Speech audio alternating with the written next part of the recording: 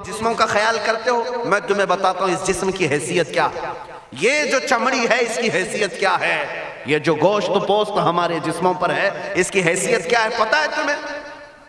اس کو سجانے کے لیے عورتیں 2-2 گھنٹہ شیشے کے پاس کھڑے ہو کر میک اپ کرتی رہیں۔ ہم عورتوں کی طرف سے یہ میک اپ، لالی پاؤڈر اور کنگھیاں بالوں کو سجاتے رہے، اور تم اپنی باڈی کو بناتے رہے جیم میں جا جا کر کے۔ اب اس جسم کی حیثیت سنو۔ السلام علیکم رحمت اللہ تعالی وبرکاتہ۔ ناظرین، ایک ایسا بیان لے کے آیا ہوں مفتی سلمان نجری صاحب کا، ان کے سننے سے رونگٹے کھڑے ہو جاتے، بلکہ یہ بیان کو ہر مسلمان کو ضرور سننا چاہیے کہ 40 دن تک قبر میں کیا ہوتا ہے اور انسان کے جسم کی حقیقت کیا ہے۔ آئیے ہم آپ سنتے ہیں مفتی سلمان نجری صاحب سے۔ ویڈیو کو زیادہ سے زیادہ شیئر کر دیں، ویڈیو کو بغیر اسکپ کے ساتھ سنیں۔ آئیے ہم آپ سنتے ہیں مفتی سلمان نجری صاحب سے لاجواب بیان۔ جیسے ہی تیسرا دن آتا ہے تمہاری قبر کی زندگی کا، جب 3 دن گزرتے ہیں تمہاری ناک کے ذریعے سے پیٹ کی چیزیں باہر آنے لگتی ہیں، ناک اور منہ سے نکلنے لگتی ہیں، اور 40 دن تو بہت دور کی بات ہے۔ جسموں کا خیال کرتے ہو، میں تمہیں بتاتا ہوں اس جسم کی حیثیت کیا ہے۔ یہ جو چمڑی ہے اس کی حیثیت کیا ہے، یہ جو گوشت پوست ہمارے جسموں پر ہے اس کی حیثیت کیا ہے پتہ ہے تمہیں؟ اس کو سجانے کے لیے عورتیں 2-2 گھنٹہ شیشے کے پاس کھڑے ہو کر میک اپ کرتی رہیں۔ عورتوں کی طرف سے یہ میک اپ، لالی پاؤڈر اور کنگھیاں بالوں کو سجاتے رہے، اور تم اپنی باڈی کو بناتے رہے جیم میں جا جا کر کے۔ اب اس جسم کی حیثیت سنو۔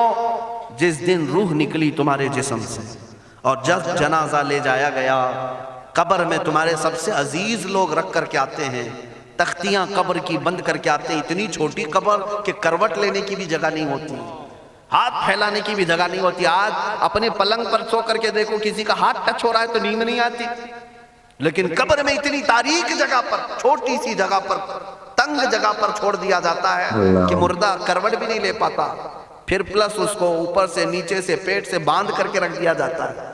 تمہیں پتا ہے اب حکماں نے جو لکھا ہے وہ سنو بزرگوں نے۔ جیسے ہی تیسرا دن آتا ہے تمہاری قبر کی زندگی کا، جب 3 دن گزرتے ہیں تمہاری ناک کے ذریعے سے پیٹ کی چیزیں باہر آنے لگتی ہیں، منہ کے ذریعے سے انتڑیاں یا جو بھی اندر کا لیکویڈ ہے سب باہر آتا ہے۔ 5ویں دن کان کے اندر سے بھیجا نکلنے لگ جاتا ہے۔ یہ جو بھیجا سر کے اندر ہے وہ ختم ہو کر کے سڑ کر کے پیپ کی شکل میں کانوں سے باہر آنے لگ جاتا ہے۔ ناک اور منہ سے پیٹ کی چیزیں، کلیجہ، خون بن جاتا ہے، دیگر چیزیں سب کان اور ناک اور منہ سے نکلنے لگتی ہیں، اور 40 دن تو بہت دور کی بات ہے، 8ویں دن اس کا پیٹ پھٹ جاتا ہے، پیٹ پھولتے پھولتے پھٹ جاتا ہے، اور جیسی پیٹ پھٹتا ہے قبر میں کیڑے پیدا کیے جاتے ہیں۔ تم 1000 کوشش کر لو لیکن وہ کیڑے اسی کے لیے پیدا ہی کیے جاتے ہیں، ان کی غذا ہے۔ وہ ناک سے نکلا ہوا گودا، منہ سے نکلا ہوا گودا کھانے کے لیے کیڑے جمع ہو جاتے ہیں، پورے جسم پر طاری ہو جاتے ہیں۔ پیٹ جب پھٹ جاتا ہے تو اتنی شدید تعفن والی بو آتی ہے کہ قبریں بند ہوتی ہیں، ورنہ کئی لوگ صرف بو سے بیمار ہو جاتے ہیں، کئی لوگ۔ اور یہی ہمارے جسم کی حیثیت ہے، یہی ہمارے جسم کی حقیقت ہے۔ اور چند دن گزر جاتے ہیں کہ اس کی آنکھوں کی پتلیاں لٹک کر کے باہر نکلتی ہیں، اس کی آنکھوں کی پتلیاں باہر آ جاتی ہیں اور گڑے پڑ جاتے ہیں۔ اب جو جسم کے اوپر موجود گوشت ہے اس کو چونٹیاں، مکوڑے اور کیڑے کھانے لگ جاتے ہیں، کھاتے کھاتے 2-3 مہینے کے اندر اس کو صرف اور صرف ڈھانچے کی شکل چھوڑ دی جاتی ہے، ہڈیاں باقی رکھی جاتی ہیں۔ جن بالوں میں تم کنگھیاں کرتے ہیں ان بالوں کی جڑوں میں پیپ پیدا کیا جاتا ہے، ہر بال کی جڑ پیپ بہاتی ہے۔ اور جن چہروں پر تم پاؤڈر لالی لگا کر کے اس کو سجایا کرتے آئینے میں کھڑے ہو کر، ان چہروں پر اللہ تبارک و تعالیٰ ایسی جھریاں پیدا کرتا ہے۔ یہ تو عام لوگوں کی بات، اور اگر گنہگار ہیں تو ان کے چہروں پر بچھو چھوڑ دیے جاتے ہیں، بچھو چھوڑ دیے جاتے ہیں۔ کئی لوگوں کی قبروں پر سانپ ان کی ناک کو ڈستے رہتے ہیں اور ان کا گودا پیتے رہتے ہیں۔ سانپوں کا عذاب، بچھوں کا عذاب، یا قبر کے عذاب کے ساتھ یہ جسم گلا دیا جاتا ہے، ہڈیوں کے سوا کچھ نہیں باقی رہتا۔ تم کیا سمجھتے ہو مرنے کے بعد احساس نہیں ہوگا؟ مرنے کے بعد ہر درد کا احساس دگنا کر دیا جائے گا۔ آج زندگی میں جتنا تمہیں چونٹی کاٹنے سے درد ہوتا ہے، مرنے کے بعد یہ درد 10 گنا زیادہ بڑھ جائے گا۔ تمہیں اور درد ہوگا، اور درد ہوگا۔ یہی جسم جو کیڑوں کی غذا بن گیا، کفن ختم ہو گیا، ہمارے جسم میں پیٹ کا گودا باہر آ گیا، آنکھوں سے کانوں سے ساری چیزیں لیکوڈ ختم کر دی گئی، بھیجا کانوں سے بہہ کر کے نکل آیا، بچا کیا ہمارے پاس؟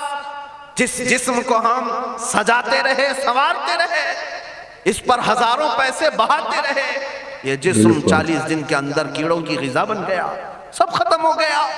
میرے عزیزو، ہر انسان کے جسم کے ساتھ قبر یہی کرتی ہے، قبر دباتی الگ ہے، کیڑوں کا عذاب الگ ہے، بچھوؤں کا عذاب الگ ہے، لیکن یہ سب کے لیے احکام نہیں۔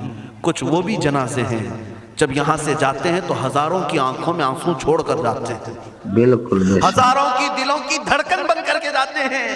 ان کے جنازے جب جاتے ہیں تو اللہ کے ملائکہ بھی، فرشتے بھی ان کے جنازے کو اٹھانے کے لیے زمین پر آتے ہیں۔ یہ کون لوگ ہیں؟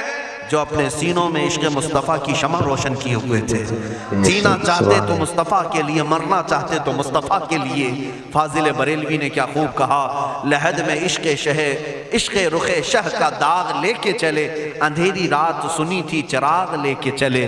جب قبر میں جاتا ہے ایک عاشق رسول، اسے رکھا جاتا ہے، کفن اس کا بھی ہے، جسم اس کا بھی ہے، لیکن فرشتوں سے بھی کہا جاتا ہے اسے آہستہ سے جگانا، محمد عربی کا غلام ہے، رسول پاک کا وفادار ہے، اور کیڑوں کا اس کے جسم کو کھانا تو دور کی بات، فرمایا گیا قیامت تک اس کے کفن کو بھی میلا ہونے نہیں دیا جاتا۔ نہ تمہاری آنکھ سے، نہ تمہارے ناک سے، نہ تمہارے چہرے سے کوئی گودا باہر آتا ہے، کچھ نہیں میرے عزیزو۔ جسم تر و تازہ سلامت رکھا جاتا ہے، 1000 سال کیا 10,000 سال گزر جائیں، حوادث زمانہ بھی آئیں، لیکن اس کی قبر میں اس کا جسم سلامت رکھا جاتا ہے۔ اب تمہارے ہاتھ میں فیصلہ ہے کون سا جسم بنانا چاہتے ہو، وہ جو کیڑوں کی غذا بن جائے، یا وہ جس پر فرشتے بھی اتر کر سلام بھیجیں۔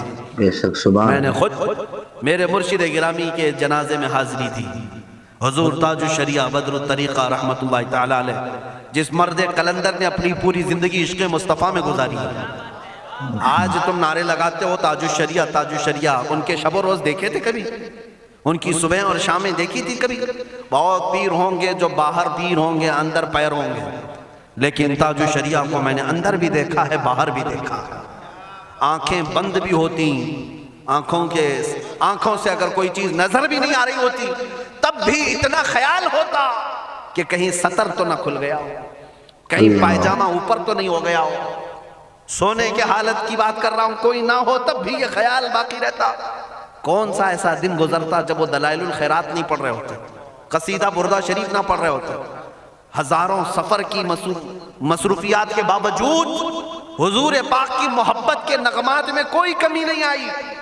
لیکن میں آج آپ کو ایک بات بتا دوں، جب انتقال ہوا وہ جمعہ کی شام تھی، اور ہمارے مردوں کو 6 گھنٹے 10 گھنٹے میں ہم کو قبرستان سپرد کرنا پڑتا، 12 گھنٹے رکھ دیں تب بھی فریج منگوانا پڑ جاتا ہے، اس کے بعد قبرستان کے حوالے کر دیں۔ میرے مرشد گرامی کے انتقال کے بعد 48 گھنٹے رکھے گئے تھے، 48 گھنٹے رکھے گئے، اور اس کے بعد جنازہ پاک کو غسل دے کر لایا گیا۔ یہ فقیر قادری جنازے کی گاڑی میں شریک رہا، حضرت کے قدم پکڑ کر کے میں قبر تک رہا۔ میں آپ کو صرف اس لیے یہ بات عرض کر رہا ہوں کہ جب گاڑی جنازے کی چلتی تھی، میں نے زندگی میں بھی حضرت کے ہاتھ پکڑ کر کے ادھر ادھر چلائے۔ حضرت کے ساتھ جب جانا ہوتا تو بازوؤں کو ہم تھامے ہوتے، ہم کیا چلاتے، ہمیں وہ خود چلا رہے ہوتے، لیکن یہ ہم برکت کے لیے پکڑے ہوتے۔ جو نرم و ملائم جسم تھا، میں نے وفات کے بعد جنازے میں کھڑا ہو کر کے دیکھا، قدموں کو پکڑ کر، نہ نرمی میں کمی آئی، نہ ملائم ہونے میں کوئی کمی تھی۔ سبحان اللہ۔ اور جب گاڑی آگے چلتی تھی،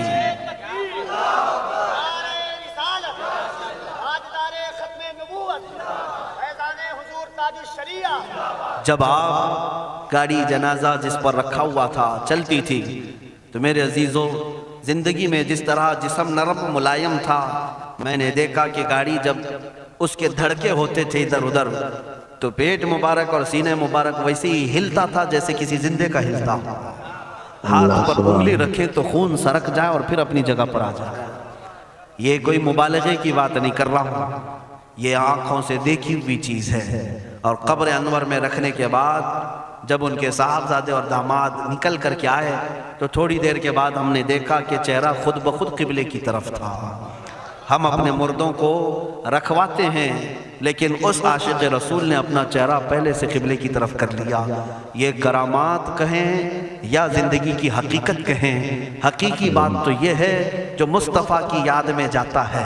اس نے کیا ہی خوب کہا شاعر کہ میرے جنازے پہ رونے والوں فریب میں ہو بغور دیکھو، میرے جنازے پہ رونے والوں فریب میں ہو بغور دیکھو، مرا نہیں ہو غم نبی میں لباس ہستی بدل گیا۔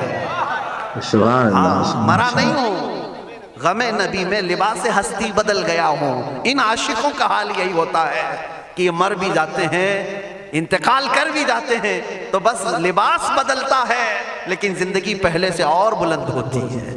عزیزان گرامی، تمہیں اسی بات پر میں لانا چاہتا ہوں، کون سی زندگی گزارنا چاہو گے؟ کون سی زندگی؟ یا عیاشوں کی، یا نچنیوں کی، یا مجرا کرنے والوں کی، ان ظالموں کی جو جہنم کی طرف تمہیں لے جانے کے لیے تیار بیٹھے ہیں؟